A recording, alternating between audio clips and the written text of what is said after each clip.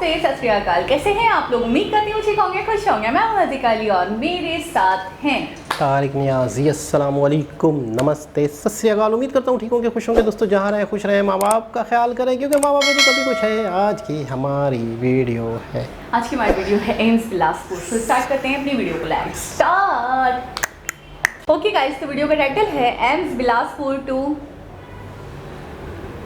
Augmentation. Okay guys, तो video का title है AIIMS Bilaspur to augment India's health care infrastructure, Narendra Modi. सब तक क्वालिटी और अफोर्डेबल स्वास्थ्य सुविधाओं की पहुंच हो, इस सोच के साथ 2014 से पहले के जीर्ण शीर्ण चिकित्सा ढांचे की स्थिति में सुधार और 21वीं सदी के भारत के लिए आधुनिक हेल्थ केयर इंफ्रास्ट्रक्चर के निर्माण के लिए माननीय प्रधानमंत्री श्री नरेंद्र मोदी जी के दूरदर्शी नेतृत्व तथा कुशल मार्गदर्शन में आज देश तेजी से अग्रसर है। आज 1.5 लाख हेल्थ एंड वेलनेस केंद्रों के माध्यम से सबको अच्छी और मुफ्त स्वास्थ्य सेवाएं उनके घरों के पास मिल रही हैं। आयुष्मान भारत प्रधानमंत्री जन आरोग्य योजना से गरीबों को सालाना 5 लाख रुपए तक का मुफ्त उपचार मिल रहा है और जन औषधि केंद्रों से मिल रही है सस्ती और अच्छी दवाइयाँ। 24 करोड़ से अधिक डिजिटल स्वास्थ्य ID जारी किए गए हैं।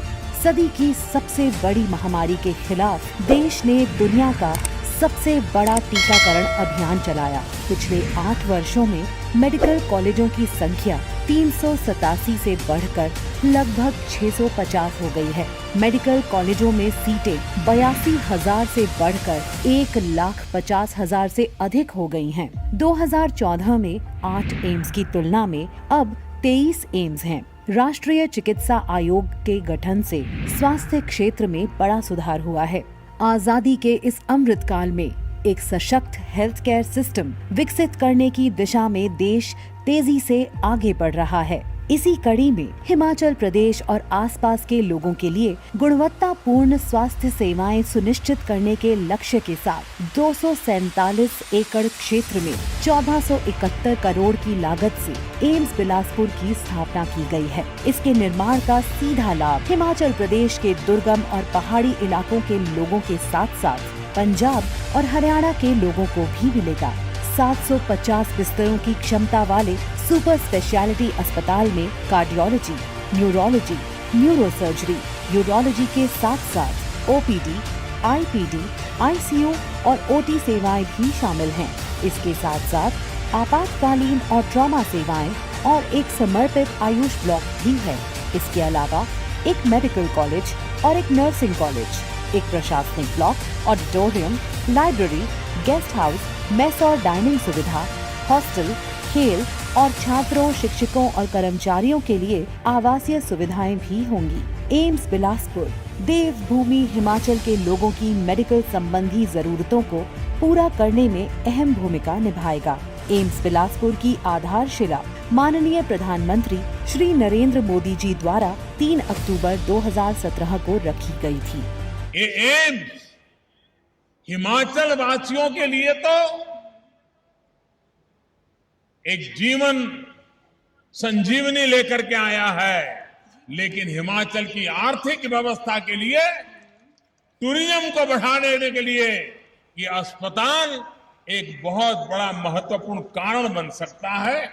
और आज वे स्वयं अपने कर कमलों द्वारा इसे राष्ट्र को समर्पित कर रहे हैं। स्वस्थ भारत के निर्माण में एम्स बिलासपुर का भी होगा योगदान। हर जन को मिलेगी बेहतर मेडिकल सुविधा, हर चेहरे पर होगी मुस्कान।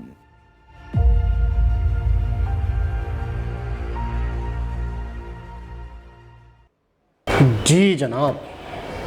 अच्छा, इनका एक हमने पहले वीडियो देखी थी जिसमें ये 2-3 वीडियोस और भी देखे, जिसमें ये लक्ष्य था कि हमने बहुत सारे पूरे हिंदुस्तान में हर राज्य में हर सिटी में एम्स हॉस्पिटल, ये गवर्नमेंट हॉस्पिटल, और इसमें इलाज फ्री ऑफ कॉस्ट, 5 लाख तक का इलाज फ्री ऑफ कॉस्ट। मैं कहता हूँ बहुत बहुत बड़ी बात है ये अपने आप में। और सबसे अच्छी बात ये है कि सफाई सुथराई एक तो बहुत अच्छी कि इसका एक लेवल है। अक्सर जो हमारे माइंड में सेट है, हमारा माइंड सेट है कि जो इदारे होते हैं गवर्नमेंट के, जो स्कूल्स होते हैं गवर्नमेंट के, उनका अल्लाह ही हाफिज़ होता अल्लाह ही है, हाफिज़ उनका पुरसाने हाल कोई नहीं होता, उनकी कंडीशन बहुत ख़राब होती है। वहाँ पे लोग अपने बच्चों को पढ़ाते नहीं हैं स्कूलों में, गवर्नमेंट हॉस्पिटल में जिसके पास थोड़े से भी पैसे होते हैं या नहीं भी होते, वो कहीं से भी पकड़ के इधर से उधार करके प्राइवेट की तरफ जाते हैं, क्योंकि जान के ऊपर लोग चाहते हैं कि हम रिस्क ना लें। तो गवर्नमेंट इदारे बहुत बुरी हालत में होते हैं। लेकिन ये सबसे अच्छी बात है कि ये वाला जो एम्स हॉस्पिटल है, मैं कहता हूँ इंटरनेशनल लेवल के बिल्कुल बेहतरीन सारी सुविधाएं, सारी सहूलतें, सारी चीज़ें अपनी तरफ। मैंने 2 से 3 वीडियोस देखी हैं इनके, और मैंने जब इसकी फुटेजेस देखी हैं, ऐसा लगता है कि शायद ये आज से पहले कभी यूज़ ही नहीं हुआ। आप देखा करें कि इसके फ्लोर्स या बेड्स या पेशेंट लेटे हैं या बैठे हैं, वो जगहें आप देखा करें इतनी साफ़ सुथरी, यानी मैं ये कहूँगी सफाई का इंतज़ाम बहुत बहुत बहुत ही बढ़िया रखा गया है इस हॉस्पिटल में। जो हॉस्पिटल में कभी कभी हमें गंदगी देखने को मिलती है, तो लोग जो दूसरे लोग हैं, अगर आप थोड़ा सा कह भी दो कि वहाँ पे कचरा है या वहाँ पे किसी ने थूका हुआ है, हमारे यहाँ बहुत पान का बहुत रवाज है, वहाँ पे भी होगा, तो लोग अक्सर यहाँ वहाँ पीछे मार देते हैं, दीवारें वगैरह गंदी हो रही होती हैं हॉस्पिटल्स की, तो लोग कहते हैं यहाँ पे बीमार आते हैं, तो उनके साथ मसले मसाइल होते हैं, तो गंदगी तो हो ही जाती है, कितनी भी सफाई करो लेकिन गंदा हो जाता है। हॉस्पिटल के रूम्स या हॉस्पिटल का साफ़ रहना इतना मुमकिन नहीं होता। तो मैं ये सोचती हूँ हॉस्पिटल ऐसी जगह है जहाँ पे एक दफ़ा ऐसा हुआ कि एक लेडी थी, वो अपने बच्चे की दवाई लेने के लिए प्राइवेट हॉस्पिटल गई, उसका इलाज हो गया, वो सेहतयाब हो गया, वो बीमार हो गए, क्योंकि हॉस्पिटल में इतने जर्म्स होते हैं, इतनी गंदगी होती है कि कोई अच्छा भला इंसान भी जाए, हमारे यहाँ के हॉस्पिटल्स, गवर्नमेंट हॉस्पिटल या प्राइवेट हॉस्पिटल भी या क्लिनिक्स भी, तो बेचारा वो इंसान जो दवाई लाने गया होता है वो खुद भी बीमार पड़ जाता है।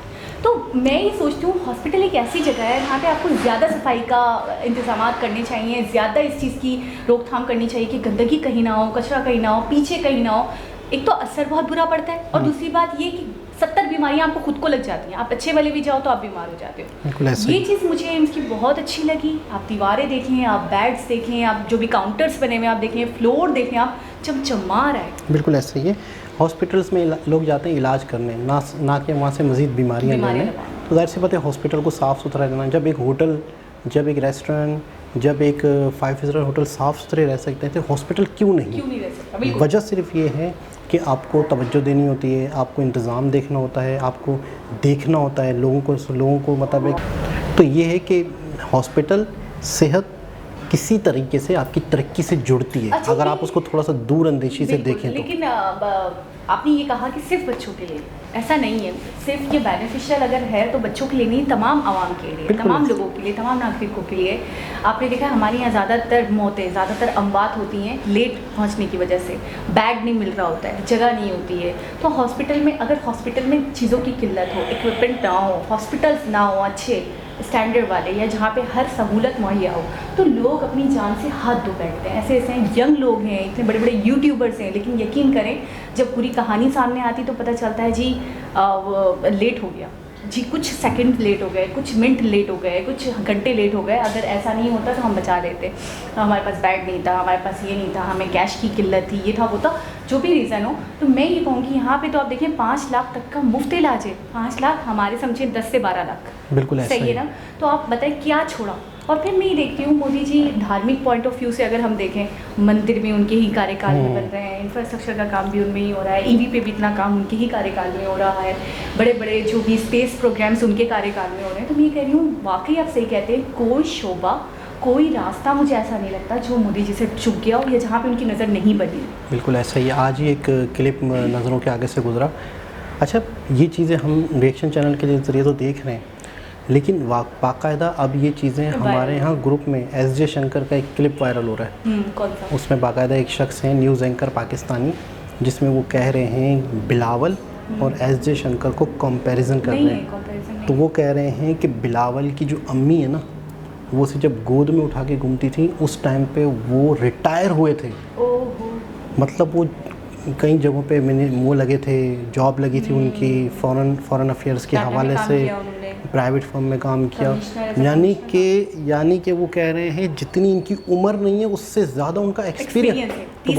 मुझे याद आता है 38 साल का। तो वो कह रहे थे कि आप ये बताएं कहाँ खड़े हैं हम, कहाँ खड़े? मतलब एक पाकिस्तान और एक हिंदुस्तान। अच्छा 38 साल के तो बिलावल नहीं होंगे ना? तो वो कह रहे हैं ना कि 40 साल का जिस इंसान, अरे वो कह रहे हैं कि वो उस वक्त रिटायर हुए थे, यानी कि काफ़ी। मैं इनको ज़्यादा पुराना नहीं समझती थी, आपने बिल्कुल सही कहा। हमारे पाकिस्तान में भी लोग नहीं समझ, जब हम इतना उनसे मुंसलिक होकर हम चुप गए इस बात से, मुझे उस बात से आइडिया हुआ कि ये बहुत पुराने हैं, जब वाजपेयी का दौर दिखाया गया और ये थे उस वक्त। बिल्कुल। तो मैंने कहा अच्छा, वो तो इतने पुराने थे भाई काफ़ी कंट्रीज़ में एज ए एम्बेसडर ये लगे, कई जगहों पे जॉब की, पूरी दुनिया के मामला इन्हें पता है। डिप्टी अच्छा कमिश्नर इनका एक्सपीरियंस कितना जमा हो गया, बहुत, और डिफरेंट चीज़ों का एक्सपीरियंस है ये वाला ख़ास तौर पे फॉरेन अफेयर्स वाला, फॉरेन अफेयर्स के मामले में, और ये एटॉमिक हवाले से भी बड़ा एक्सपीरियंस रखते हैं। उस वीडियो में ये भी बताया गया, छोटा सा 3 मिनट का क्लिप है, ग्रुप्स में आया मेरे पास यार। बकायदा आपने तो मिस नहीं किया होगा, बिल्कुल पूरा फ़ौरन देखा, अगर आप कहेंगे तो हम उस पर रिएक्शन भी दे देते हैं। और बाकी तो उसमें शख्स कह रहा है, वो कह रहा है कि देखें बिलावल और इसका मवाजना देखें,